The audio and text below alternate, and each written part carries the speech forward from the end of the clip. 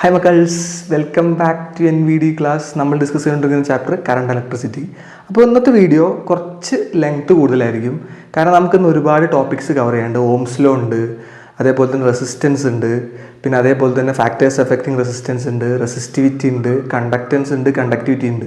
ഇത്രയും ടോപ്പിക്സ് നമുക്ക് എന്ത് ചെയ്യാണ്ട് കവർ ചെയ്യേണ്ട. അപ്പോൾ ഈ വീഡിയോക്ക് കുറച്ചൊരു ലെങ്ത് കൂടും, മേ ബി ഒരു 30 മിനിറ്റിൽ കൂടുതലാവും. അപ്പോൾ അതെന്താണെന്ന് ചോദിച്ചാൽ, നമുക്ക് ഈ ടോപ്പിക്സൊക്കെ ഒരൊറ്റ വീഡിയോയിൽ ചെയ്യുന്നതാണ് ഏറ്റവും നല്ലത്. പഠിക്കാനും എളുപ്പം, മനസ്സിലാക്കാനും എളുപ്പം ഒറ്റ സ്ട്രെച്ചിൽ ചെയ്യുമ്പോഴാണ്. അപ്പോൾ അതുകൊണ്ട് ഈ വീഡിയോ കുറച്ച് ലെങ്ത് കൂടുതലായിരിക്കും. അപ്പോൾ അത് നിങ്ങളൊന്ന് നോക്കുക. അപ്പോൾ ഇന്ന് നമ്മൾ ഡിസ്കസ് ചെയ്യാൻ പോകുന്ന ഫസ്റ്റ് ടോപ്പിക് എന്താണെന്ന് വെച്ചാൽ ഓംസ് ലോ ആണ്. ഓംസ് ലോ ഇത് പലരും കേട്ടിട്ടുണ്ടാവും, ഓംസ് ലോ എന്താണെന്നുള്ളത്. അപ്പോൾ ഓംസ് ലോ പറയാൻ കുറച്ചും കൂടെ നല്ല രീതിയിൽ ഞാൻ പറയാൻ ഉദ്ദേശിക്കുന്നുണ്ട്. അപ്പോൾ ഞാനൊരു സർക്യൂട്ട് വെച്ചിട്ട് പറഞ്ഞുതരാം. അപ്പോൾ നമ്മുടെ കയ്യിലൊരു റെസിസ്റ്റർ ഉണ്ടെന്ന് വിചാരിച്ചു. റെസിസ്റ്റർ എന്ന് വെച്ചാൽ ഒരു കണ്ടക്ടർ, ഇതാണ് കണ്ടക്ടർ എന്ന് വിചാരിച്ചോ. ഈ കണ്ടക്ടറിന് ഞാനൊരു സർക്യൂട്ട് ഉണ്ട്, ഈ കണ്ടക്ടർ വെച്ച് ഞാനൊരു സർക്യൂട്ട് ഉണ്ടാക്കാം. അപ്പോൾ എനിക്കിവിടെ ചെയ്യേണ്ടതെന്ന് വെച്ചാൽ, ഈ കണ്ടക്ടറിൽ ഞാൻ എന്ത് ചെയ്യും, ഒരു ബാറ്ററി വെച്ച് കറണ്ട് പാസ് ചെയ്യും. എന്നിട്ട് കറണ്ട് പാസ് ചെയ്തിട്ട് ഈ കണ്ടക്ടറിൻ്റെ അകത്തൂടെ ഉള്ള വോൾട്ടേജും കറണ്ടും മെഷർ ചെയ്യും. എന്നിട്ട് നമ്മൾ അതൊരു കോളത്തിലാക്കിയിട്ട് അല്ലെങ്കിൽ ഒരു ടേബിളിൽ നമ്മൾ എന്ത് ചെയ്യും, നോട്ട് ചെയ്യും. എന്നിട്ട് നമ്മൾ എന്ത് എക്സ്പ്ലെയിൻ ചെയ്യും, ഓംസ് ലോ എക്സ്പ്ലെയിൻ ചെയ്യും. അതാണ് നമ്മളെ പരിപാടി. അപ്പോൾ അതിന് വേണ്ടിയിട്ട് ഞാൻ ഒരു കണ്ടക്ടർ എടുത്തതാണ്. കണ്ടക്ടർ, ആ കണ്ടക്ടറിന് റെസിസ്റ്റർ എന്ന് വിളിക്കുക, R എന്ന് വിളിച്ചോ. അപ്പോൾ ഇവിടെ നമുക്ക് എന്തൊക്കെ അളക്കണം, കറണ്ട് അളക്കണം. കറണ്ട് അളക്കണമെങ്കിൽ നമുക്ക് അമ്മീറ്റർ ഉപയോഗിക്കാം. അമ്മീറ്റർ നമ്മൾ ഇങ്ങനെ നൊട്ടേറ്റ് ചെയ്യുക, ഒരു വട്ടിട്ട് കഴിഞ്ഞാൽ അത് എന്താണ്, അമ്മീറ്ററാണ്. പിന്നെ അതേപോലെ വോൾട്ടേജ് മെഷർ ചെയ്യാൻ വേണ്ടിയിട്ട് നമ്മൾ ഈ റെസിസ്റ്ററിന് പാരലായിട്ട് വോൾട്ട് മീറ്റർ കണക്ട് ചെയ്തു V. അപ്പോൾ അമ്മീറ്റർ കറണ്ട് മെഷർ ചെയ്യാനും വോൾട്ട് മീറ്റർ എന്തിനാണ്, വോൾട്ടേജ് മെഷർ ചെയ്യാം. പിന്നെ ഈ സർക്യൂട്ടിൻ്റെ അകത്ത് ഒരു റിയോസ്റ്റാറ്റ് ഉണ്ട്. ഇത് റിയോസ്റ്റാറ്റ് ആണെന്ന് വിചാരിച്ചോ. ഈ റിയോസ്റ്റാറ്റ് എന്ന് പറയുന്നത് എന്താണ്, ഒരു വേരിയബിൾ റെസിസ്റ്ററാണ്. ഇതെന്താണ് റിയോസ്റ്റാറ്റ്. റിയോസ്റ്റാറ്റ് എന്ന് പറഞ്ഞാൽ വേരിയബിൾ റെസിസ്റ്റർ. റെസിസ്റ്റൻസ് മാറ്റാൻ പറ്റും എന്ന് വെച്ചാൽ റിയോസ്റ്റാറ്റ് ഉണ്ടെങ്കിൽ, ഇപ്പോൾ റിയോസ്റ്റാറ്റ് ഇങ്ങനെ എടുത്ത് വെച്ച് കഴിഞ്ഞാൽ ഒരു സാധനമാണ്, അതിൻ്റെ മുകളിൽ ഇങ്ങനെ അങ്ങോട്ടും ഇങ്ങോട്ടും നീക്കാൻ പറ്റുന്ന ഒരു സാധനം. നിങ്ങൾ ലാബിലൊക്കെ കാണും. ഈ വർഷം +2 ലാബ് ചെയ്യുമ്പോൾ നിങ്ങൾക്ക് റിയോസ്റ്റാറ്റ് കാണാൻ പറ്റും. അപ്പോൾ റിയോസ്റ്റാറ്റിൻ്റെ മുകളിലുള്ള സാധനം അങ്ങോട്ടും ഇങ്ങോട്ടും മൂവിപ്പിക്കുമ്പോൾ എന്ത് മാറും, ഈ സർക്യൂട്ടിൻ്റെ അകത്തുള്ള റെസിസ്റ്റൻസ് ചേഞ്ച് ചെയ്യും. അപ്പോൾ ഈ സർക്യൂട്ടിൻ്റെ അതിനകത്തുള്ള വോൾട്ടേജും കറണ്ടും എന്ത് ചെയ്യും, വേരി ചെയ്യും. അതാണ് ഇവിടെ നമ്മൾ മെഷർ ചെയ്യുന്നതും. അപ്പോൾ ഇത്രയേ ഉള്ളൂ. ഇതൊരു സർക്യൂട്ടാണ്. റെസിസ്റ്റർ ഉണ്ട്, വോൾട്ട് മീറ്റർ ഉണ്ട്, അമീറ്റർ ഉണ്ട്, റിയോസ്റ്റാറ്റ് ഉണ്ട്. ഇതൊരു സെല്ലാണ്, ബാറ്ററിയാണ്. ഓക്കെ അല്ലേ. അപ്പോൾ ഈ സെല്ല് സപ്പോസ് ഒരു 20 വോൾട്ടോ അല്ലെങ്കിൽ 30 വോൾട്ടോ പിന്നെ വോൾട്ടേജ് പ്രൊഡ്യൂസ് ചെയ്യുന്ന സെല്ലാന്ന് വിചാരിച്ചോ. നമുക്ക് ആ വോൾട്ടേജ് ഇതിൻ്റെ അകത്ത് റിയോസ്റ്റാറ്റ് ഉണ്ടായതുകൊണ്ട് ആ വോൾട്ടേജ് നമുക്ക് കുറയ്ക്കുകയും കൂട്ടുകയൊക്കെ ചെയ്യാൻ പറ്റും. അപ്പോൾ നമ്മൾ അങ്ങനെ ഒരു കോളം പ്ലോട്ട് ചെയ്തു. ഇതാണ് കോളം, ഒരു കോളം അല്ലെങ്കിൽ ടേബിൾ. ആ കോളത്തിൽ ടേബിളിൽ 2 കോളം ഉണ്ട്. അതിൽ വോൾട്ടേജും ഉണ്ട്, കറണ്ടും ഉണ്ട് എന്ന് വിചാരിച്ചോ. അപ്പോൾ ആദ്യം വോൾട്ടേജ് മെഷർ ചെയ്യും, അതിന് കറസ്പോണ്ടിങ് ആയിട്ടുള്ള കറണ്ട് നമ്മൾ എഴുതും. അല്ലെങ്കിൽ ആദ്യം കറണ്ട് മെഷർ ചെയ്യും, അതിന് കറസ്പോണ്ടിങ് ആയിട്ടുള്ള വോൾട്ടേജ് നമ്മൾ എഴുതും. അപ്പോൾ അങ്ങനെ ഈ അമീറ്ററും വോൾട്ട് മീറ്ററും ഉപയോഗിച്ച് ഞാൻ എന്ത് ചെയ്തു, ഈ സർക്യൂട്ടിൽ കറണ്ട് മെഷർ ചെയ്യണം. അപ്പോൾ ആദ്യം ഞാൻ കറണ്ട് 1 ആംപിയർ മെഷർ ചെയ്തപ്പോൾ എനിക്ക് വോൾട്ടേജ് 1 കിട്ടിയത്. 1 വോൾട്ട് കിട്ടി. നമ്മൾ വോൾട്ടേജ് മെഷർ ചെയ്യുമ്പോൾ വോൾട്ടിലെ മെഷർ V ആണ്. ഇത് കറണ്ട് ആയതുകൊണ്ട് അതിൻ്റെ യൂണിറ്റ് അമീറ്ററാണ്, അല്ല ആംപിയറാണ്. അമീറ്ററാണ് യൂസ് ചെയ്യുക. പിന്നെ ഞാൻ 2 ആംപിയർ കറണ്ട് മെഷർ ചെയ്തപ്പോൾ വോൾട്ടേജ് 4 ആയി, അല്ലെങ്കിൽ വോൾട്ടേജ് 2 ആയി. പിന്നെ എന്ത് ചെയ്തു, ഞാൻ 3 ആംപിയർ മെഷർ ചെയ്തപ്പോൾ 4 ആയി. പിന്നെ അതേപോലെ തന്നെ ഞാൻ 4 ആംപിയർ കറണ്ട് മെഷർ ചെയ്തപ്പോൾ ഇവിടെ 6 ആയി. അപ്പോൾ നിങ്ങൾക്ക് നോക്കിക്കഴിഞ്ഞാൽ ഒരു കാര്യം ഇവിടെ മനസ്സിലായി. എന്താണ്, ഈ കറണ്ട് കൂടുന്നതിനനുസരിച്ച് വോൾട്ടേജിൽ എന്ത് ചെയ്യുന്നുണ്ട്, മാറ്റം ഉണ്ടാവണം. അല്ലെങ്കിൽ വോൾട്ടേജ് കൂടുന്നതിനനുസരിച്ച് കറണ്ട് എന്ത് ചെയ്യുന്നുണ്ട്, കൂടുന്നുണ്ട്. ഇത് തന്നെയാണ് ഓംസ് ലോ. എന്താണ്, ഒരു കണ്ടക്ടർ എടുക്കുകയാണെങ്കിൽ ആ കണ്ടക്ടറിൻ്റെ അകത്തൂടെ ഒഴുകുന്ന വോൾട്ടേജ് എന്തിന് പ്രൊപ്പോർഷണൽ ആയിരിക്കും, അവിടെ ഉണ്ടാകുന്ന കറണ്ടിന് എന്തായിരിക്കും, പ്രൊപ്പോർഷണൽ ആയിരിക്കും. ഇത് തന്നെയാണ് ഓംസ് ലോ. അപ്പോൾ ആ ഓംസ് ലോ നമുക്ക് പിന്നെ കൃത്യമായിട്ട് പറയാൻ വേണ്ടിയിട്ട് നമ്മളൊരു സർക്യൂട്ട് ഉണ്ടാക്കി. ഈ സർക്യൂട്ട് നിങ്ങൾക്ക് എവിടെ ഉണ്ട്, ഈ വർഷം ലാബിനകത്ത് ചെയ്യാണ്ട്. അപ്പോൾ അതിനും കൂടെ വേണ്ടിയിട്ടാണ് ഞാൻ എന്ത് ചെയ്തത്, ഇത് നിങ്ങൾക്ക് എക്സ്പ്ലെയിൻ ചെയ്തത്. അപ്പോൾ ഈ സർക്യൂട്ടിൽ നമ്മൾ എന്താ ചെയ്യണമെന്ന് വെച്ചാൽ, ഇതിനകത്തുള്ള വോൾട്ടേജും കറണ്ടും മെഷർ ചെയ്തിട്ട് കോളർ ആക്കി അല്ലെങ്കിൽ ടേബിൾ ആക്കിയിട്ട് നമ്മൾ എന്ത് ചെയ്യും, കറസ്പോണ്ടിങ് ആയിട്ടുള്ള പരിപാടികൾ നമ്മൾ ചെയ്യും. കറണ്ടും വോൾട്ടേജും മെഷർ ചെയ്യും. എന്നിട്ട് മെഷർ ചെയ്തിട്ട് നമ്മൾ ഇതിനകത്തൊരു കോളം കൂടുന്ന റെസിസ്റ്റൻസ് ഞാൻ ഇതിലേക്ക് വരാം. അപ്പോൾ ഇവിടെ ചെയ്യുന്ന എന്താണെന്ന് വെച്ചാൽ ഇത്രയേ ഉള്ളൂ. ഓരോ ഇൻസ്റ്റന്റിലെ കറണ്ടും വോൾട്ടേജും നമ്മൾ മെഷർ ചെയ്തു. അപ്പോൾ നമ്മളൊരു കാര്യം മനസ്സിലായത്, ഈ കറണ്ടിന്റെ വാല്യൂ അല്ലെങ്കിൽ വോൾട്ടേജിന്റെ വാല്യൂ കൂടുന്നതനുസരിച്ച് അതിന് കറസ്പോണ്ടിങ് ആയിട്ട് പ്രൊപ്പോർഷണൽ ആയിട്ട് എന്ത് കൂടുന്നു മനസ്സിലായി, കറണ്ടിന്റെ വാല്യൂസ് എന്ത് ചെയ്യുന്നുണ്ടാവും, കൂടുന്നു മനസ്സിലായി. അപ്പോൾ നമുക്ക് അവിടെ റിലേഷൻ ഉണ്ടാക്കാൻ പറ്റും. എന്താണ്, വോൾട്ടേജും കറണ്ടും എന്താണ്, പ്രൊപ്പോർഷണൽ ആണെന്ന് പറഞ്ഞിട്ട് നമുക്ക് എന്ത് ചെയ്യാൻ പറ്റും, ഒരു റിലേഷൻ ഉണ്ടാക്കാൻ പറ്റും. ഈ റിലേഷനാണ് നമ്മൾ എന്ത് പറയുക, ഓംസ് ലോ എന്ന് പറയാം. അപ്പോൾ ഞാൻ ഈ റിലേഷൻ ഒന്ന് മായിച്ചിട്ട് അതിൻ്റെ ഡെഫിനേഷൻ എഴുതിയിട്ട് ഞാൻ റിലേഷൻ എഴുതാം. അപ്പോൾ എന്താണ് ഓംസ് ലോ എന്ന് വെച്ചാൽ, at constant temperature voltage across the conductor is directly proportional to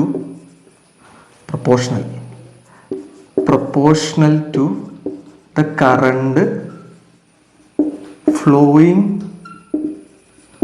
through the conductor. ഇത്രയേ ഉള്ളൂ. എന്ന് വെച്ചാൽ ഒരു കോൺസ്റ്റന്റ് ടെമ്പറേച്ചറിൽ, ഇവിടെ ഈ കോൺസ്റ്റന്റ് ടെമ്പറേച്ചർ വളരെ ഇമ്പോർട്ടൻ്റ് ആയിട്ടുള്ളൊരു വേർഡാണ്. ഇതിനകത്ത് മസ്റ്റായിട്ട് ആഡ് ചെയ്യേണ്ടതാണെന്ത്? Constant temperature. കോൺസ്റ്റന്റ് ടെമ്പറേച്ചറിൽ ഒരു കണ്ടക്ടറിൻ്റെ അകത്തുള്ള voltage across the conductor is directly proportional to the current flowing through. അപ്പം എൻ്റെ കയ്യിൽ ഈ ഒരു റെസിസ്റ്റർ ഉണ്ടല്ലോ, ആ റെസിസ്റ്ററിൻ്റെ അകത്തുള്ള വോൾട്ടേജും കറണ്ടും ഞാൻ മെഷർ ചെയ്തപ്പോൾ എനിക്ക് എന്ത് കിട്ടി? ഈ വോൾട്ടേജ് കൂടുന്നതിനനുസരിച്ച് എന്ത് കൂടുന്നു മനസ്സിലായി? കറണ്ട് ഇങ്ങനെ കൂടുമെന്ന് മനസ്സിലായി. അപ്പോൾ നമുക്കൊരു കാര്യം അവിടുന്ന് മനസ്സിലായത്, വോൾട്ടേജ് എന്തിന് പ്രൊപ്പോർഷനാണ്? കറണ്ടിന് പ്രൊപ്പോർഷനാണ്. അല്ലെങ്കിൽ കറണ്ട് എന്തിന് പ്രൊപ്പോർഷനാണ്? വോൾട്ടേജിന് പ്രൊപ്പോർഷനാണ്. അങ്ങനെയാണെങ്കിൽ ആ ലോണ് നമ്മൾ പറയുന്ന പേരാണെന്ത്? Ohm's law. പ്രൊവൈഡഡ് എന്താണ്? At constant temperature. എന്തുകൊണ്ടാണ് ഈ കോൺസ്റ്റന്റ് ടെമ്പറേച്ചർ എന്ന് പറയുന്നത് വെച്ചാൽ, ഒരു കണ്ടക്ടറിന്റെ ടെമ്പറേച്ചർ മാറിക്കഴിഞ്ഞാൽ ആ കണ്ടക്ടറിന്റെ റെസിസ്റ്റൻസ് മാറും. അത് നമ്മൾ പറയും, ഫാക്ടേഴ്സ് എഫക്റ്റിംഗ് റെസിസ്റ്റൻസിൽ നമ്മൾ പറയും. അപ്പോൾ തൽക്കാലം നമ്മൾ ഈ ഒരു സെന്റൻസ് മനസ്സിലാക്കി വെക്കുക. ഇത്രയേ ഉള്ളൂ. At constant temperature voltage across the conductor is directly proportional to current flowing through the conductor. കണ്ടക്ടറിന്റെ അകത്തൂടെയുള്ള വോൾട്ടേജ് അല്ലെങ്കിൽ കണ്ടക്ടറിന് അക്രോസ് ആയിട്ടുള്ള വോൾട്ടേജ് നമുക്ക് വേണമെങ്കിൽ എന്ത് വിളിക്കാം? പൊട്ടൻഷ്യൽ ഡിഫറൻസ് എന്നും പറയാം കേട്ടോ. പൊട്ടൻഷ്യൽ ഡിഫറൻസ് ഞാനിവിടെ ബ്രാക്കറ്റിലാക്കി വെക്കാം. പൊട്ടൻഷ്യൽ ഡിഫറൻസ് എന്നും കൂടെ പറയാം വോൾട്ടേജിന്. ഏതായാലും കുഴപ്പമില്ല, രണ്ട് ടേം ഉപയോഗിച്ചാലും തെറ്റൊന്നുമില്ല. Potential difference across the conductor is directly proportional to the current flowing through the conductor എന്ന് പറയുകയും ചെയ്യാം. അപ്പോൾ അങ്ങനെയാണെങ്കിൽ ഈ ഒരു സെന്റൻസിനെ നമുക്ക് എന്ത് ചെയ്യാൻ പറ്റും? ഒരു ഇക്വേഷൻ്റെ ഫോമാറ്റിലേക്ക് എഴുതുകയാണെങ്കിൽ നമുക്ക് ഇങ്ങനെ എഴുതാൻ പറ്റും: V is proportional to I എന്ന് എഴുതാം. അപ്പോൾ ഒരു പ്രൊപ്പോർഷണൽ ഉണ്ട്. ആ പ്രൊപ്പോർഷണാലിറ്റി ഒഴിവാക്കണമെങ്കിൽ നമ്മൾ എന്ത് ചെയ്യണം? ഒരു കോൺസ്റ്റന്റിനോട് മൾട്ടിപ്ലൈ ചെയ്യണം. ആ കോൺസ്റ്റന്റ് നമ്മൾ ആർ എന്നാണ് വിളിക്കുക. സോ നമുക്ക് ഇങ്ങനെ എഴുതാൻ പറ്റും: V is equal to R I എന്ന് എഴുതാം, അല്ലെങ്കിൽ V is equal to I R എന്ന് എഴുതാം.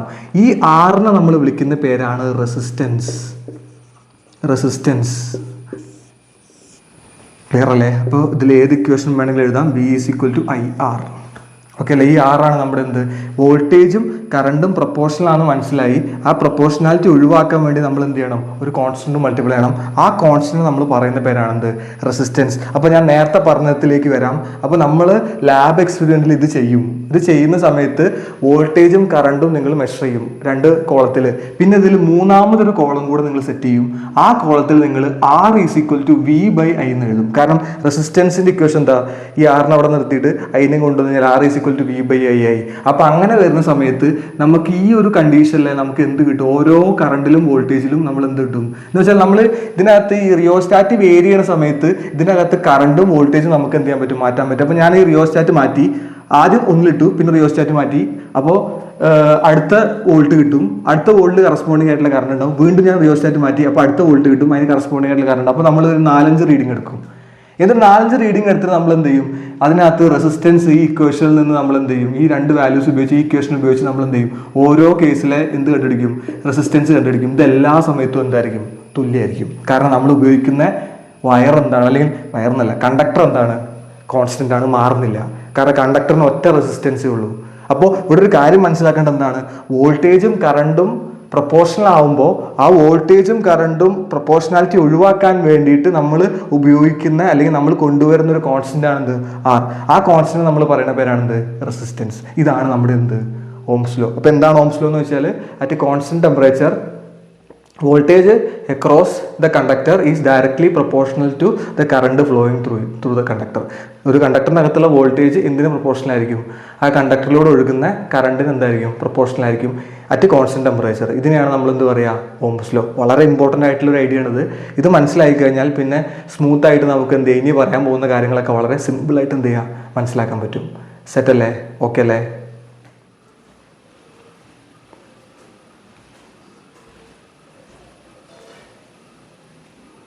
ഓക്കെ, ഇനി നമുക്ക് പറയാനുള്ളത് റെസിസ്റ്റൻസ് ആണ്.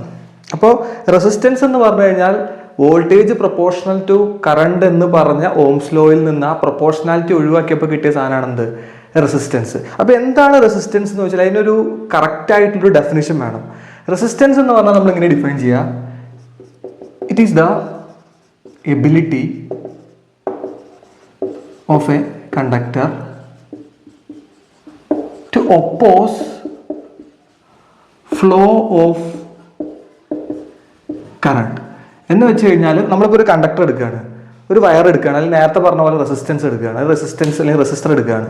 ആ റെസിസ്റ്ററിനെ നമുക്ക് എന്ത് വിളിക്കാം, ഒരു കണ്ടക്ടർ ആയിട്ട് വിളിക്കാം. അപ്പോൾ അങ്ങനെയാണെങ്കിൽ റെസിസ്റ്റൻസ് എന്ന് പറഞ്ഞു കഴിഞ്ഞാൽ ആ കണ്ടക്ടറിൻ്റെ കറണ്ടിൻ്റെ ഫ്ലോനെ, ഇപ്പോൾ കറണ്ട് ഒഴുകുമല്ലോ എന്തായാലും, കറണ്ടിൻ്റെ ഫ്ലോനെ ഒപ്പോസ് ചെയ്യാനുള്ള ആ കണ്ടക്ടറിൻ്റെ കഴിവിനെ നമ്മൾ പറയുന്ന പേരാണെന്ത്, റെസിസ്റ്റൻസ്. അതാണ് നമ്മൾ പറഞ്ഞത്, it is the ability of the conductor to oppose the flow of current. എന്ന് വെച്ചാൽ ഒരു കണ്ടക്ടർ എടുക്കുകയാണെങ്കിൽ ആ കണ്ടക്ടറിലൂടെ ഒഴുകുന്ന കറണ്ടിനെ ഒപ്പോസ് ചെയ്യാൻ ആ കണ്ടക്ടറിൻ്റെ കഴിവിനെ നമ്മൾ പറയുന്ന പേരാണെന്ത്, റെസിസ്റ്റൻസ്. ഇതാണ് പക്കാ ഇതിൻ്റെ ഡെഫിനിഷൻ എന്ന് പറഞ്ഞു കഴിഞ്ഞാൽ.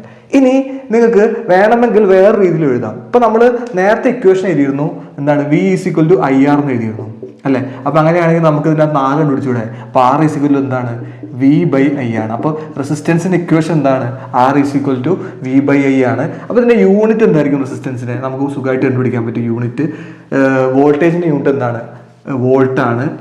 കറണ്ടിൻ്റെ യൂണിറ്റ് എന്താണ്, ആംബിയർ ആണ്. അപ്പോൾ നമുക്ക് ഒന്നെങ്കിൽ ഇത് എന്ത് പറയാം, വോൾട്ട് പെർ ആംബിയർ എന്ന് പറയാം. പക്ഷെ നിങ്ങളിത് കേട്ടിട്ടുണ്ടാവില്ല. ശരിക്കും നമ്മൾ ഇത് രണ്ടും കൂടെ ചേർത്തിട്ട് നമ്മൾ ഇതിന് എന്ത് പറയാറുണ്ട്, യൂണിറ്റ് ഓം എന്ന് പറയാറുണ്ട്. ഓം, ഇതാണ് ഇതിൻ്റെ ചിഹ്നം. അപ്പോൾ റെസിസ്റ്റൻസിൻ്റെ യൂണിറ്റ് എന്താണ്, ഓം. അപ്പോൾ അങ്ങനെയാണെങ്കിൽ ഈ ഇക്വേഷൻ ഉപയോഗിച്ചുകൊണ്ടും എനിക്ക് റെസിസ്റ്റൻസിൻ്റെ ഡെഫിനിഷൻ എഴുതാൻ പറ്റും. നമ്മൾ സാധാരണ ഇതിൽ ഡിവൈഡഡ് ബൈ എന്ന് പറഞ്ഞു കഴിഞ്ഞാൽ റേഷ്യോ ഓഫ് എന്നാണ് പറയുക. അപ്പോൾ അങ്ങനെയാണെങ്കിൽ നമുക്ക് ഈ ഇക്വേഷനിൽ നിന്ന് റെസിസ്റ്റൻസിന് മറ്റൊരു ഡെഫിനിഷൻ എങ്ങനെ എഴുതാൻ പറ്റും, resistance is the ratio of voltage to current എന്ന് എഴുതാം. അങ്ങനെ എഴുതാം. അപ്പോൾ മറ്റൊരു രീതിയിൽ നമുക്ക് ഇങ്ങനെ resistance of a conductor is the ratio of voltage to current. ഇനിയും പറയാം, ഒരു കണ്ടക്ടറിൻ്റെ റെസിസ്റ്റൻസ് എന്ന് പറഞ്ഞാൽ എന്താണ്, ആ കണ്ടക്ടറിൻ്റെ അകത്തുള്ള വോൾട്ടേജിൻ്റെയും കറണ്ടിൻ്റെയും റേഷ്യോ, അല്ലെങ്കിൽ വോൾട്ടേജും കറണ്ടും തമ്മിൽ ഡിവൈഡ് ചെയ്താൽ കിട്ടുന്ന സംഭവത്തിനെയാണ് നമ്മൾ എന്ത് പറയുക, റെസിസ്റ്റൻസ് എന്ന് പറയുക. അപ്പോൾ രണ്ട് രീതിയിൽ നമുക്ക് എന്ത് ചെയ്യാം, ഇതിനെ ഡിഫൈൻ ചെയ്യാം. അപ്പോൾ റെസിസ്റ്റൻസ് എന്ന് പറഞ്ഞു കഴിഞ്ഞാൽ ഒരു കണ്ടക്ടറിന് ആ കണ്ടക്ടറിലൂടെ ഒഴുകുന്ന കറണ്ടിനെ ഒപ്പോസ് ചെയ്യാനുള്ള കഴിവ്. അത് നമുക്ക് എങ്ങനെ പറയാം, ഇക്വേഷനായിട്ട് R = V/I. ഇനി നമ്മൾ നേരത്തെ നമ്മൾ പറഞ്ഞ ഒരു പരീക്ഷണം പറഞ്ഞല്ലോ ഞാൻ നേരത്തെ മുമ്പത്തെ സെഷനിൽ. അപ്പോൾ അതിൻ്റെ അകത്ത് നമ്മൾ ഒരു കണ്ടക്ടറിൻ്റെ അല്ലെങ്കിൽ ഒരു റെസിസ്റ്ററിൻ്റെ റെസിസ്റ്റൻസ് കണ്ടുപിടിച്ചു. അത് നമ്മൾ വിയും ഐയും മെഷർ ചെയ്തുകൊണ്ടാണ് എന്ത് ചെയ്ത് ആ റെസിസ്റ്റൻസ് കണ്ടുപിടിച്ചത്. പക്ഷെ മറ്റൊരു മെത്തേഡും കൂടെ നമുക്ക് റെസിസ്റ്റൻസ് കണ്ടുപിടിക്കാൻ വേണ്ടിയിട്ട് ഉപയോഗിക്കാം. ആ മെത്തേഡ് എന്ന് പറഞ്ഞാൽ UV ഗ്രാഫ് എന്നാണ്. UV അല്ല, VI ഗ്രാഫ്. UV അല്ല, VI ഗ്രാഫ്. UV മറ്റേതിലുള്ളതാണ്, നമ്മുടെ ഒപ്റ്റിക്സ് എന്ന ചാപ്റ്ററിനകത്തുള്ള. ഇത് നമുക്ക് VI ഗ്രാഫ്. V എന്ന് പറയുന്നത് എന്താണ്, വോൾട്ടേജ് കറണ്ട്. അപ്പോൾ UV ഗ്രാഫ് അല്ലേ, VI ഗ്രാഫ്. ഞാൻ പറഞ്ഞപ്പോൾ തെറ്റിയതാണ്, VI ഗ്രാഫ്. VI ഗ്രാഫ് എന്ന് പറയുന്നത് എന്താണ്, വോൾട്ടേജും കറണ്ടും തമ്മിലുള്ള ഗ്രാഫ്. വോൾട്ടേജ് കറണ്ടും തമ്മിലുള്ള ഗ്രാഫ് എന്ന് പറഞ്ഞാൽ, അപ്പോൾ നമുക്ക് ഗ്രാഫ് പ്ലോട്ട് ചെയ്യണമെങ്കിൽ 2 ആക്സസ് വേണ്ടേ. അതിലൊരു ആക്സസ് ഞാൻ എന്തെടുക്കുകയാണ്, V എടുക്കുകയാണ്. മറ്റൊരു ആക്സസ് എന്തെടുക്കുകയാണ്, I എടുക്കുകയാണ്. അപ്പോൾ V Y ആക്സിലും I X ആക്സിലുമാണ്. അപ്പോൾ നമ്മൾ നേരത്തെ ആ ഒരു കോളത്തിൽ നമ്മൾ വോൾട്ടേജും കറണ്ടും മെഷർ ചെയ്തുകൊണ്ട് അവിടെ എഴുതിയിരുന്നു. ആ വോൾട്ടേജിൻ്റെ കറണ്ടിൻ്റെയും വാല്യൂസ് ഞാൻ എന്ത് ചെയ്യും, എക്സും വൈയുമായിട്ട് കൺസിഡർ ചെയ്തുകൊണ്ട് ഒരു ഗ്രാഫ് അങ്ങോട്ട് വരയ്ക്കും. ആ ഗ്രാഫ് വരച്ചു കഴിഞ്ഞാൽ ആ ഗ്രാഫ് നമുക്ക് കിട്ടുക ഇങ്ങനെയായിരിക്കും. It will be A straight line. ആ ഗ്രാഫ് എന്തായിരിക്കും, ഒരു സ്ട്രെയിറ്റ് ലൈൻ ആയിരിക്കും. പറഞ്ഞ മനസ്സിലായില്ലേ? എന്ന് വെച്ചാൽ ഓംസ് ലോ നമ്മൾ ചെയ്യുന്ന സമയത്ത് നമുക്കവിടെ എന്താണ് മെഷർ ചെയ്യേണ്ടതെന്ന് വെച്ചാൽ റെസിസ്റ്ററിൻ്റെ റെസിസ്റ്റൻസ് ആണ് മെഷർ ചെയ്യണം. അതിൻ്റെ എയിം, ആ പരീക്ഷണത്തിൻ്റെ എയിം എന്താണ്, റെസിസ്റ്ററിൻ്റെ റെസിസ്റ്റൻസ് ആണ് മെഷർ ചെയ്യണത്. അങ്ങനെ റെസിസ്റ്ററിനെ 2 രീതിയിൽ മെഷർ ചെയ്യാം. ഒന്നെങ്കിൽ വിയും ഐയും തമ്മിൽ ഡിവൈഡ് ചെയ്തിട്ട് നമുക്ക് R കണ്ടുപിടിക്കാം. അല്ലെങ്കിൽ നമുക്ക് എന്ത് ചെയ്യാം, അവിടെ കിട്ടിയിരിക്കുന്ന വിൻ്റെയും ഐൻ്റെയും വാല്യൂ വെച്ചിട്ട് ഗ്രാഫ് പ്ലോട്ട് ചെയ്യാം. ആ ഗ്രാഫ് പ്ലോട്ട് ചെയ്ത് കഴിഞ്ഞാൽ നിങ്ങൾക്ക് ഒരു സ്ട്രെയിറ്റ് ലൈൻ ആകും കിട്ടുക. ഈ സ്ട്രെയിറ്റ് ലൈൻ്റെ സ്ലോപ്പ് കണ്ടെത്തിയാൽ മതി. സ്ലോപ്പ് എന്ന് പറഞ്ഞാൽ നിങ്ങൾക്ക് അറിയാം, 2 പോയിന്റ് എടുക്കുക, ഇത് നമ്മളൊരു ചെറിയ ട്രയാങ്കിളോട് വരയ്ക്കുക. ഞാനൊരു പേര് കൊടുക്കുകയാണ് ABC. എന്നിട്ട് നമ്മൾ എന്ത് ചെയ്യുക, ഇവിടെ സ്ലോപ്പ് കാണുക, അയലൊക്കെ കാണുക, ABയും കാണുക, BC എന്ന് വെച്ചാൽ ഇത് മെഷർ ചെയ്തെടുക്കുക, ഇതും മെഷർ ചെയ്തെടുക്കുക. കാരണം ഗ്രാഫ് പേപ്പറിലായിരിക്കും വരയ്ക്കുക, സുഖമായിട്ട് മെഷർ ചെയ്യാൻ പറ്റും. അപ്പോൾ ഇത് മെഷർ ചെയ്യും, ഇത് മെഷർ ചെയ്യും. അപ്പോൾ എന്താ നമുക്ക് കിട്ടുക, AB. സ്ലോപ്പ് എന്താ വരിക, സ്ലോപ്പ് ഈസ് ഈക്വൽ ടു ഇതാണ് വരിക, AB/BC. Slope is equal to AB/BC. അപ്പോൾ AB ശരിക്കും എന്താണ്, വോൾട്ട് അല്ലേ. ബി സി എന്താ ശരിക്ക് കറണ്ട് അല്ല. അപ്പം അങ്ങനെയാണെങ്കിൽ എന്താ കിട്ടുക, V/I എന്നാണ് കിട്ടുക. ഈ V/I ശരിക്കും എന്താണ്, R ആണ്, റെസിസ്റ്റൻസ് ആണ്. അപ്പം അങ്ങനെയാണെങ്കിൽ നമുക്കിവിടെ ഒരു കാര്യം എഴുതാൻ പറ്റും. Slope of VI graph gives resistance. അപ്പോൾ ഇങ്ങനെയും നമുക്ക് എന്ത് കണ്ടുപിടിക്കാൻ പറ്റും, റെസിസ്റ്റൻസ് കണ്ടുപിടിക്കാൻ പറ്റും. This is an important point. ഇതാണ് നിങ്ങൾ എവിടെ ഉപയോഗിക്കുന്നത്, ലാബിൽ തന്നിരിക്കുന്ന വയറിൻ്റെ റെസിസ്റ്റൻസ് മറ്റൊരു രീതിയിൽ കണ്ടുപിടിക്കാൻ വേണ്ടിയിട്ട് നിങ്ങൾ ഈ ഒരു ഐഡിയ ഉപയോഗിക്കുക. തന്നിരിക്കുന്ന വിയും ഐയും വാല്യൂസ് ഉപയോഗിച്ചിട്ട് നമ്മളൊരു ഗ്രാഫ് പ്ലോട്ട് ചെയ്യും ഗ്രാഫ് പേപ്പറിൽ. എന്നിട്ട് നിങ്ങൾ എന്ത് ചെയ്യും, ആ ഗ്രാഫ് പേപ്പറിൽ ഒരു സ്ട്രെയിറ്റ് ലൈൻ ആയിരിക്കും കിട്ടുക. എന്നിട്ട് ആ സ്ലോപ്പ് കണ്ടുപിടിച്ചാൽ എന്തായി, റെസിസ്റ്റൻസ് ആയി. അപ്പോൾ സ്ലോപ്പ് ഓഫ് VI ഗ്രാഫ് എന്താ നമുക്ക് തരിക, റെസിസ്റ്റൻസ് ആണ് തരിക. ക്ലിയർ അല്ലേ, സെറ്റ് അല്ലേ?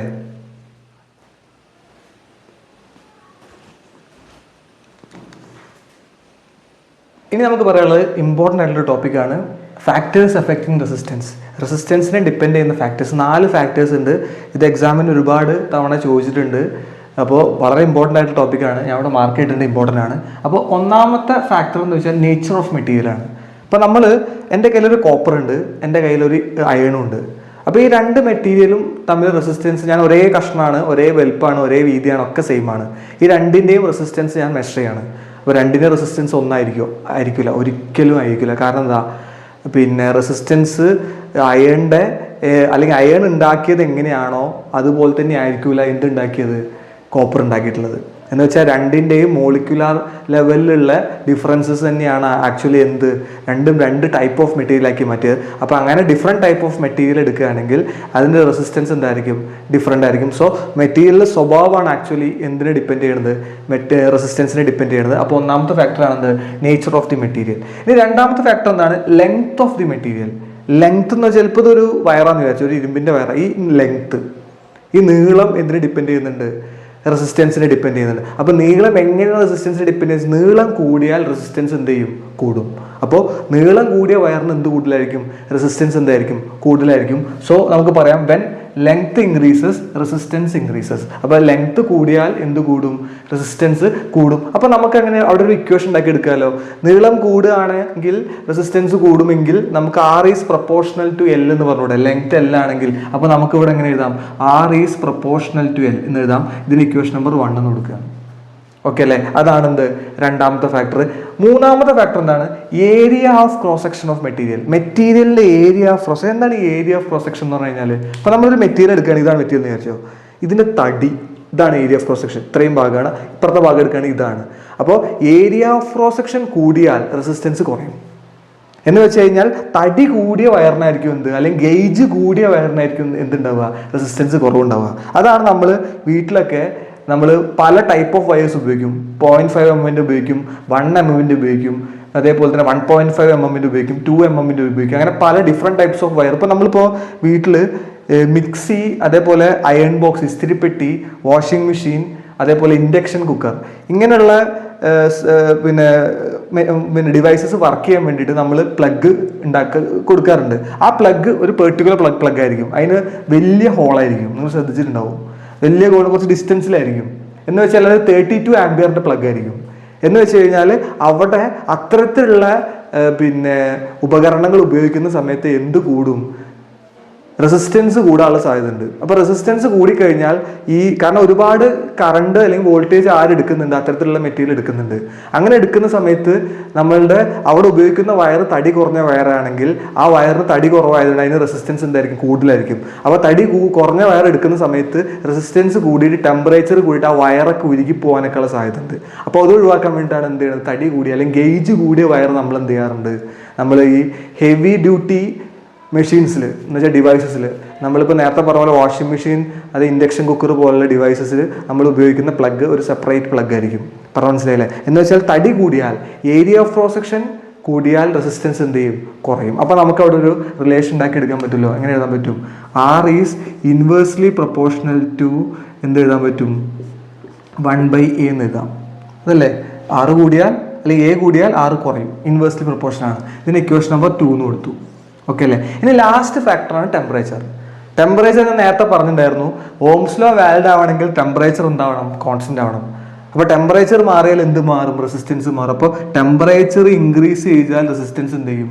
ഇൻക്രീസ് ചെയ്യും. അപ്പോൾ 4 ഫാക്ടേഴ്സ് ആണ്. ഒന്ന് നേച്ചർ ഓഫ് മെറ്റീരിയൽ, പിന്നെ ലെങ്ത് ഓഫ് മെറ്റീരിയൽ, പിന്നെ അതേപോലെ തന്നെ ഏരിയ ഓഫ് ക്രോസ് സെക്ഷൻ, അതേപോലെ തന്നെ ടെമ്പറേച്ചർ. ഈ 4 ഫാക്ടേഴ്സ് ആണ് എന്തിനെ ഡിപ്പെൻഡ് ചെയ്യുന്നത്? റെസിസ്റ്റൻസിന് ഡിപ്പെൻഡ് ചെയ്യുന്നത്. ലെങ്ത് കൂടിയാൽ എന്ത് കൂടും? റെസിസ്റ്റൻസ് കൂടും. അതേപോലെ ഏരിയ ഓഫ് ക്രോസ് സെക്ഷൻ കൂടിയാൽ റെസിസ്റ്റൻസ് എന്ത് ചെയ്യും? കുറയും. ഓക്കെ അല്ലേ? അപ്പോൾ ഞാനിവിടെ 2 ഇക്വേഷൻ ഉണ്ടാക്കിയിരുന്നു. R പ്രൊപ്പോർഷണൽ ടു എല്ലും അതേപോലെ R പ്രൊപ്പോർഷണൽ ടു 1/A. അപ്പോൾ ഞാൻ ഈ ഇക്വേഷൻ രണ്ടും കൂടി എടുത്തിട്ട് ഞാൻ മറ്റൊരു പുതിയൊരു ഇക്വേഷൻ ഉണ്ടാക്കാൻ പോവുകയാണ്. അപ്പോൾ ഞാനിവിടെ എഴുതാണ് ഫ്രം ഇക്വേഷൻ 1 and 2. ഞാൻ ഇക്വേഷൻ 1ഉം 2 എടുക്കുകയാണ്. ഇത് ഞാൻ എന്ത് ചെയ്യാണ്? ഇതിന്ന് മറ്റൊരു റിലേഷൻ ഉണ്ടാക്കി എടുക്കാൻ പോവാണ്. അപ്പോൾ ഈ 2 സൈഡിലും ആര് കോമൺ ആണ്? Resistance common. അപ്പോൾ എനിക്കിങ്ങനെ എഴുതാൻ പറ്റുമോ? R is proportional to L/A എന്ന് എഴുതി കൂടെ? അപ്പോൾ R പ്രൊപ്പോർഷണൽ ആണ് എല്ലിനും, ഇൻവേഴ്സ്ലി പ്രൊപ്പോർഷണൽ ആണ് എയ്ക്കും. അപ്പോൾ അങ്ങനെ എഴുതി കൂടെ? R is proportional to L/A എന്ന് എഴുതി കൂടെ? അങ്ങനെയാണെങ്കിൽ ഈ പ്രൊപ്പോർഷണാലിറ്റി ഒഴിവാക്കണമെങ്കിൽ നമുക്ക് എന്ത് മൾട്ടിപ്ലൈ ചെയ്യണം? ഒരു കോൺസ്റ്റന്റ് മൾട്ടിപ്ലൈ ചെയ്യണം. ആ കോൺസ്റ്റന്റ് റോ ആയിരിക്കും. അപ്പോൾ നമുക്കൊരു ഇക്വേഷൻ ഇവിടെ കിട്ടും. R is equal to rho L/A. R is equal to rho L/A. അപ്പോൾ ഈ റോനെ നമ്മൾ പറയുന്ന പേരാണ് റെസിസ്റ്റിവിറ്റി എന്നാണ് പറയുക. റെസിസ്റ്റിവിറ്റി. റെസിസ്റ്റൻസ് എന്ന് പറഞ്ഞാൽ പ്രതിരോധം എന്നാണ് പറയാം മലയാളത്തിൽ. റെസിസ്റ്റിവിറ്റി എന്ന് പറഞ്ഞാൽ പ്രതിരോധ ശേഷി എന്നാണ് പറയാം. അപ്പോൾ ഈ പ്രതിരോധ ശേഷി അല്ലെങ്കിൽ റെസിസ്റ്റിവിറ്റി നമ്മൾ പറയുന്ന സമയത്ത് റെസിസ്റ്റിവിറ്റിയുടെ ഇക്വേഷൻ നമ്മൾ ഇതിൽ നിന്നാണ് ഫോം ചെയ്യുന്നത്. വേണമെങ്കിൽ നമുക്ക് ഈ റെസിസ്റ്റിവിറ്റിൻ്റെ ഇക്വേഷൻ നമുക്ക് ഇതിൽ നിന്ന് തന്നെ എഴുതാൻ പറ്റും. അത് ഞാൻ പിന്നെ അടുത്ത സെഷനിൽ പറയാം. റെസിസ്റ്റിവിറ്റി പറയുമ്പോൾ ഞാൻ അത് പറയാം. കുറച്ചും കൂടെ ഡീറ്റെയിൽ ആയിട്ട് അവിടെ കാര്യങ്ങൾ പറയാനുണ്ട്. അപ്പോൾ ഇവിടെ 2 കാര്യങ്ങൾ ശ്രദ്ധിക്കണം. നമ്മൾ R പ്രൊപ്പോർഷണൽ ടു, ഒരു കാര്യം ഞാൻ പറയാം, R proportional to V proportional to I എന്ന് എഴുതിയിട്ട് നമ്മൾ V is equal to proportionality ഒഴിവാക്കുമ്പോൾ R/A എന്ന് എഴുതും. അപ്പോൾ അങ്ങനെയാണെങ്കിൽ ഈ റെസിസ്റ്റൻസ് നമ്മൾ ആറിൻ്റെ equation R is equal to V/A എന്ന് നമ്മൾ എഴുതാറുണ്ട് അല്ലേ? അപ്പോൾ ഇവിടെ ഒരു കാര്യം ശ്രദ്ധിക്കണം. ഈ റെസിസ്റ്റൻസ് ഒരിക്കലും എന്തിനെ ഡിപ്പെൻഡ് ചെയ്യില്ല? ഈ വിയും ഐനെയും ഡിപ്പെൻഡ് ചെയ്യില്ല. 100% എന്തിനെ ഡിപ്പെൻഡ് ചെയ്യില്ല? വിയും ഐനെ ഡിപ്പെൻഡ് ചെയ്യില്ല. റെസിസ്റ്റൻസ് ഡിപ്പെൻഡ് ചെയ്യുന്ന ഫാക്ടേഴ്സ് ഇതാണ്. പറഞ്ഞു മനസ്സിലാവുന്നുണ്ടോ? അത് എന്തുകൊണ്ടാണ് റെസിസ്റ്റൻസ് വിയും ഐനെ ഡിപ്പെൻഡ് ചെയ്യാത്തതിന് കാരണം വെച്ചാൽ ഈ വിയും ഐയും പ്രൊപ്പോർഷണൽ ആണെന്ന് പറഞ്ഞിട്ട് ഫോം ചെയ്യുന്ന കോൺസ്റ്റന്റ് ആണ് എന്ത്? R. അത് എപ്പോഴും ഒരേ സാധനമായിരിക്കും. എന്ന് വെച്ചാൽ ഏതൊരു മെറ്റീരിയൽ എടുക്കുകയാണെങ്കിലും ആ മെറ്റീരിയലിലൊക്കെ റെസിസ്റ്റൻസ് കോൺസ്റ്റന്റ് ആണ്. വിയും ഐയും മാറിക്കഴിഞ്ഞാൽ അത് എന്ത് മാറില്ല? റെസിസ്റ്റൻസ് മാറില്ല. അപ്പോൾ ഒരു പോയിന്റ് ഞാൻ ഓർത്തിരിക്കണം, റെസിസ്റ്റൻസ് ഒരിക്കലും വിയും ഐയും മാറിക്കഴിഞ്ഞാൽ മാറൂല. വിയും ഐനെ ഡിപ്പെൻഡ് ചെയ്യില്ല. റെസിസ്റ്റൻസ് ഡിപ്പെൻഡ് ചെയ്യുന്ന ഈ 4 ഫാക്ടറാണ്. അതേപോലെ തന്നെ റെസിസ്റ്റിവിറ്റിയുടെ കാര്യം. റെസിസ്റ്റിവിറ്റി ഒരിക്കലും എല്ലിനെയും എനെ ഡിപ്പെൻഡ് ചെയ്യില്ല. റെസിസ്റ്റിവിറ്റി ഡിപ്പെൻഡ് ചെയ്യുന്ന ഫാക്ടേഴ്സ് എന്ന് പറഞ്ഞാൽ ഇതിൽ എല്ലും എന്ന് പറഞ്ഞാൽ ഈ ഫാക്ടർ, എ എന്ന് പറഞ്ഞാൽ ഈ ഫാക്ടർ, ഇതിന് എന്തിനു ഡിപ്പെൻഡ് ചെയ്യില്ല? റെസിസ്റ്റിവിറ്റി ഡിപ്പെൻഡ് ചെയ്യില്ല. പിന്നെ റെസിസ്റ്റിവിറ്റി ഡിപ്പെൻഡ് ചെയ്യുന്നത് ഇതിനെയാണ്, നേച്ചർ ഓഫ് ദി മെറ്റീരിയലും ടെമ്പറേച്ചറും ഡിപ്പെൻഡ് ചെയ്യുക. അത് നമുക്ക് എന്ത് ചെയ്യാം? ഞാൻ അടുത്ത സെഷനിൽ റെസിസ്റ്റിവിറ്റി പറയുമ്പോൾ അതിൻ്റെ കൂടെ ഞാൻ എന്ത് ചെയ്യുക? അതും കൂടെ ഒന്ന് എഴുതിത്തരാം. സോ ഇവിടെ റെസിസ്റ്റിവിറ്റിയുടെ ഇക്വേഷൻ നമുക്ക് കിട്ടി. R ഈസ് ഈക്വൽ ടു റെസിസ്റ്റൻസിന്റെ മറ്റൊരു ഇക്വേഷൻ നമുക്ക് കിട്ടി. R is equal to rho L/A. ഈ റോനെ നമ്മൾ പറയുന്ന പേരാണെന്ത്? റെസിസ്റ്റിവിറ്റി. L എന്താണ്? L ഇവിടെ എഴുതാം. ലെങ്ത് ഓഫ് വയർ എന്നൊക്കെ എഴുതുകയാണെങ്കിൽ ഏരിയ ഓഫ് ക്രോസ് സെക്ഷൻ, പിന്നെ R റെസിസ്റ്റൻസ്. ഓക്കെ അല്ലേ? അപ്പോൾ ഇത്രയും കാര്യങ്ങളാണ് നമുക്ക് എന്തിനെ കുറിച്ച് പറയാനുള്ളത്? ഫാക്ടേഴ്സ് എഫക്റ്റിംഗ് റെസിസ്റ്റൻസിനെ കുറിച്ച് പറയാനുള്ളത്. സെറ്റ് അല്ലേ? ഓക്കെ അല്ലേ?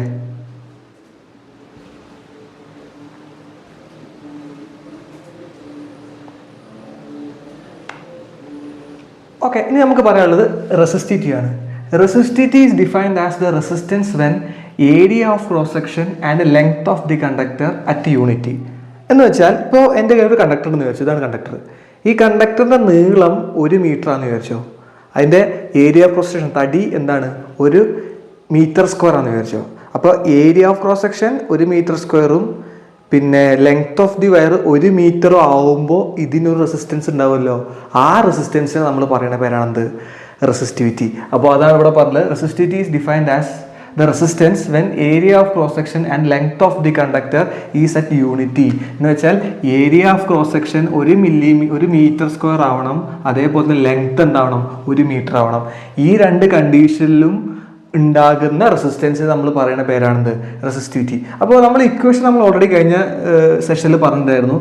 R is equal to rho L/A എന്നുള്ള ഒരു റെസിസ്റ്റൻസിന്റെ ഇക്വേഷൻ നമുക്കറിയാം. അതിനകത്ത് നമ്മൾ എന്ത് ചെയ്യാണ്? ഈ എല്ലിനെ കൊണ്ടുപോവാണ്, അല്ല എനെ കൊണ്ടുപോവാണ്, എല്ലിനെ താഴ്ത്തുകൊണ്ടിരാണ്. അപ്പോൾ എന്താ സംഭവിക്കുക? Rho is equal to R A divided by L. ഇതാണ് എന്തിൻ്റെ ഇക്വേഷൻ? റെസിസ്റ്റിവിറ്റിയുടെ ഇക്വേഷൻ. അങ്ങനെയാണെങ്കിൽ അത് യൂണിറ്റ് പറയാലോ. യൂണിറ്റ് എന്താ? റെസിസ്റ്റിവിറ്റീൻ്റെ. റെസിസ്റ്റൻസിൻ്റെ യൂണിറ്റ് ഓം ആണ്, ഏരിയൻ്റെ യൂണിറ്റ് മീറ്റർ സ്ക്വയർ ആണ്, ലെങ്ത്തിൻ്റെ യൂണിറ്റ് മീറ്റർ ആണ്. അപ്പോൾ ഈ എമ്മും വെട്ടിക്കളയാം. സോ യൂണിറ്റ് എന്താ വരിക? ഇതിൻ്റെ യൂണിറ്റ് ഓം മീറ്റർ ആണ്. എന്തിൻ്റെ യൂണിറ്റ്?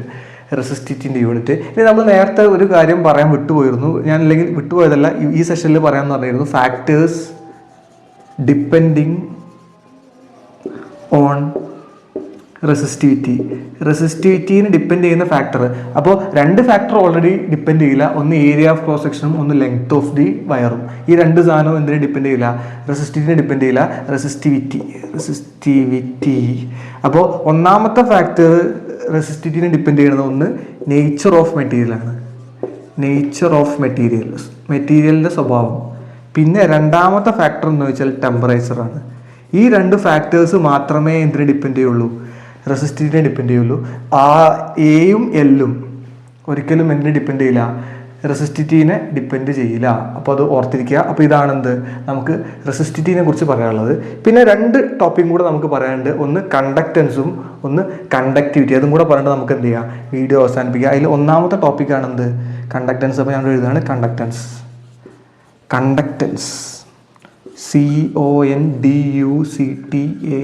കണ്ടക്റ്റൻസ് നമ്മൾ G എന്ന ലെറ്റർ ഉപയോഗിച്ചിട്ടാണ് പറയുക. കണ്ടക്റ്റൻസ് നമ്മൾ ഡിഫൈൻ ചെയ്യുക എങ്ങനെയാണ്? Conductance it is the reciprocal of റെസിസ്റ്റൻസിൻ്റെ റെസിപ്രോക്കലാണ്. അപ്പോൾ നമുക്ക് എങ്ങനെ എഴുതാൻ പറ്റും? G is equal to 1/R. ഇതിനെയാണ് നമ്മൾ എന്ത് പറയുക? കണ്ടക്റ്റൻസ്. റെസിസ്റ്റൻസിനെ തലതിച്ച് എഴുതിയ എന്താണോ അതിനെയാണ് നമ്മൾ എന്ത് പറയുക? കണ്ടക്റ്റൻസ് എന്ന് പറയുക. ഇതിൻ്റെ യൂണിറ്റ് എന്താണെന്ന് വെച്ചാൽ, യൂണിറ്റ് സാധാരണ രീതിയിൽ നമ്മൾ റെസിസ്റ്റൻസിൻ്റെ യൂണിറ്റ് എന്താണ്? ഓം അല്ലേ? അപ്പോൾ 1/Ohm ആണ്. അപ്പോൾ നമുക്ക് എങ്ങനെ എഴുതാം? ഓം ഇൻവേഴ്സ് എന്ന് എഴുതാം. അതൊരു യൂണിറ്റ് ആണ്. പക്ഷെ ഇതിനെ നമ്മൾ മോ എന്നും പറയാറുണ്ട്. എന്ന് വെച്ചാൽ ഓം തലതിച്ച് എഴുതുന്ന സാധനത്തിനാണ് മോ. അപ്പോൾ ഇതും ഇതിൻ്റെ യൂണിറ്റാണ് മോ. OHM അല്ല, തിരിച്ച് എഴുതുക MHO മോ. ഇതാണ് എന്തിൻ്റെ യൂണിറ്റ്? അപ്പോൾ രണ്ട് യൂണിറ്റ് ഉണ്ട്. ഒന്നെങ്കിൽ ഓം ഇൻവേഴ്സ് എന്ന് എഴുതാം, അല്ലെങ്കിൽ എന്ത് പറയാം?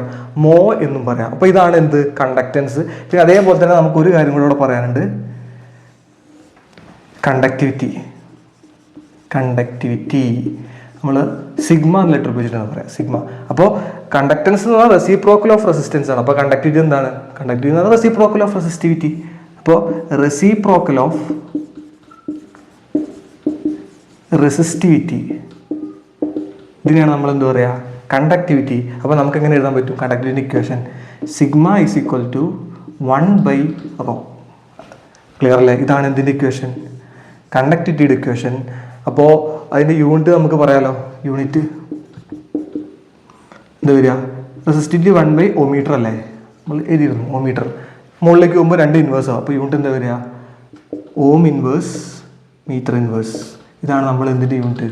കണ്ടക്ടിവിറ്റിയുടെ യൂണിറ്റ്. അപ്പോൾ ഈ ഒരു രണ്ട് ടേമും കൂടെ എന്ത് ചെയ്യുക? അതിൻ്റെ കൂടെ നമ്മൾ നോക്കി വെക്കുക. കാരണം ഇത് നമുക്ക് ഈ രണ്ട് ടേമും നമുക്ക് വേറെ സ്ഥലങ്ങളിലൊക്കെ ആവശ്യമുണ്ടാവും. അപ്പോൾ ഇത്രയുമാണ് നമ്മുടെ ഇന്നത്തെ വീഡിയോ. അപ്പോൾ ഇന്നത്തെ വീഡിയോ എനിക്ക് തോന്നുന്നു കുറച്ച് ലെങ്ത് ആവാൻ സാധ്യതയുണ്ട്. അപ്പോൾ എന്തായാലും ഒറ്റയടിക്ക് പറഞ്ഞതുകൊണ്ട് നിങ്ങൾക്ക് കാര്യങ്ങൾ പഠിക്കാൻ കുറച്ചും കൂടി എളുപ്പം. അല്ലെങ്കിൽ രണ്ട് വീഡിയോ ആയിട്ട് ഞാൻ അപ്ലോഡ് ചെയ്യേണ്ടി വന്നിരുന്നു. അപ്പോൾ എന്തായാലും നന്നായിട്ട് പഠിക്കുക, നോട്ട് എഴുതുക. കാരണം നോട്ട് കൃത്യമായിട്ട് നിങ്ങൾ ക്ലാസ് എഴുതുന്ന നോട്ടാണ് നിങ്ങളുടെ ഏറ്റവും ബെസ്റ്റ് നോട്ട് എക്സാമിന് വേണ്ടിയിട്ട്. അപ്പോൾ എല്ലാവരും നന്നായിട്ട് നോട്ട് എഴുതുക, നന്നായിട്ട് പഠിക്കുക. All the best.